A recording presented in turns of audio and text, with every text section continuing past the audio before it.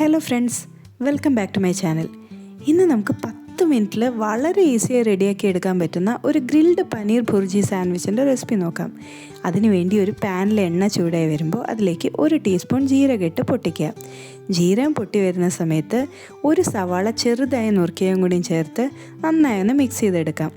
സവാളയുടെ നിറം മാറുന്നവരെ നല്ല രീതിയിലൊന്ന് ഇളക്കി കൊടുക്കുക. സവാളയുടെ നിറം ഇതുപോലെ മാറി വരുമ്പോൾ നമുക്കതിലേക്ക് 1/4 ടീസ്പൂൺ മഞ്ഞൾപ്പൊടി, 1/2 ടീസ്പൂൺ മുളക് പൊടി, 1/4 ടീസ്പൂൺ ഗരം മസാലപ്പൊടി ഇത്രയും ചേർത്ത് ഈ മസാലകളുടെയൊക്കെ പച്ചമണം മാറുന്നവരെ ഒന്നുകൂടി ഒന്ന് ഇളക്കി കൊടുക്കാം.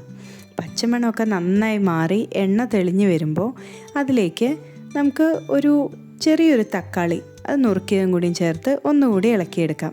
തക്കാളി മസാലയും ഒക്കെ കൂടി നന്നായി വെന്തുടഞ്ഞ് ഒരു കുഴമ്പ് പരുവത്തിലായി കിട്ടണം.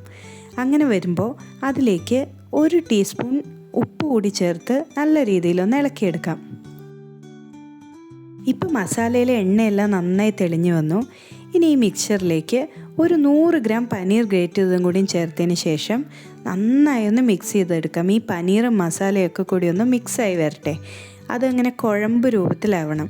ഒരു നല്ല സോഫ്റ്റ് ആയിട്ടുള്ളൊരു മിക്സറായിട്ട് നമുക്ക് കിട്ടണം. അതുവരെ ഒന്ന് ഇളക്കി കൊടുക്കാം. അങ്ങനെ നന്നായി മിക്സായി വന്നു കഴിഞ്ഞാൽ നമുക്ക് ഫ്ലെയിം ഓഫ് ചെയ്ത് അതിലേക്ക് 1 ടേബിൾ സ്പൂൺ മയണൈസും കൂടിയും ചേർത്ത് എല്ലാം കൂടി ഒന്നുകൂടി യോജിപ്പിച്ചെടുക്കാം.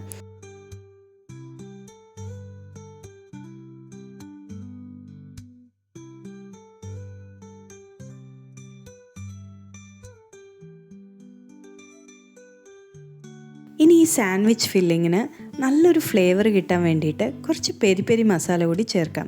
പെരി പെരി മസാല നിങ്ങളുടെ എരിവിനനുസരിച്ച് ചേർക്കാം കേട്ടോ. നമ്മൾ ഓൾറെഡി മുളക് പൊടി ചേർത്തിട്ടുണ്ടെന്നുള്ള കാര്യം മറക്കരുത്.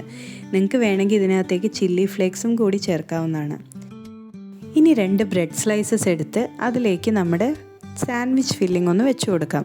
നമുക്ക് ആവശ്യത്തിനനുസരിച്ചുള്ള ഫില്ലിംഗ് വെക്കാം. ഞാനിവിടെ ഉണ്ടാക്കിയ ഫില്ലിംഗ് മൊത്തം വെക്കുന്നുണ്ട്. നിങ്ങൾക്ക് വേണമെങ്കിൽ ഇതേ ഫില്ലിംഗ് വെച്ച് 2 സാൻഡ്വിച്ച് വരെ ഉണ്ടാക്കാവുന്നതാണ്. അങ്ങനെ ഫില്ലിംഗ് എല്ലാം വെച്ച് കഴിഞ്ഞാൽ അതിലേക്ക് ഒരു സ്ലൈസ് ചീസ് കൂടി നമുക്ക് വെച്ച് കൊടുക്കാം. കുട്ടികൾക്ക് വേണമെങ്കിൽ 2 ചീസ് വെക്കാം. ഞാനിത് ഒരു സ്ലൈസേ വെക്കുന്നുള്ളൂ. ഇനി ഒരു തവ ചൂടാക്കി അതിലേക്ക് കുറച്ച് ബട്ടർ വെച്ച് കൊടുക്കാം. ബട്ടർ വെച്ച് കൊടുത്തതിന് ശേഷം നമ്മുടെ സാൻഡ്വിച്ച് ഒന്ന് ടോസ്റ്റ് ചെയ്തെടുക്കാം.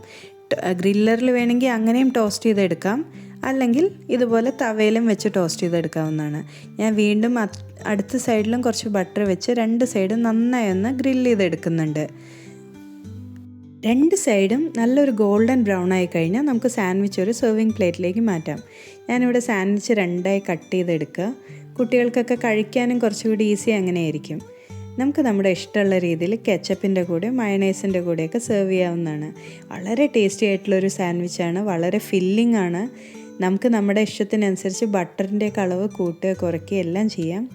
എല്ലാവരും ഈ റെസിപ്പി ഒന്ന് ട്രൈ ചെയ്ത് നോക്കിയിട്ട് നിങ്ങളുടെ അഭിപ്രായങ്ങൾ താഴെ കമൻറ്റ് സെക്ഷനിൽ പറയാൻ മറക്കരുത് കേട്ടോ. ഈ വീഡിയോ ഇഷ്ടമായെങ്കിൽ please like, share and subscribe to my channel. അടുത്ത അടിപൊളിയൊരു വീഡിയോ ആയി കാണുന്നവരേക്കും താങ്ക് യു ആൻഡ് ബൈ.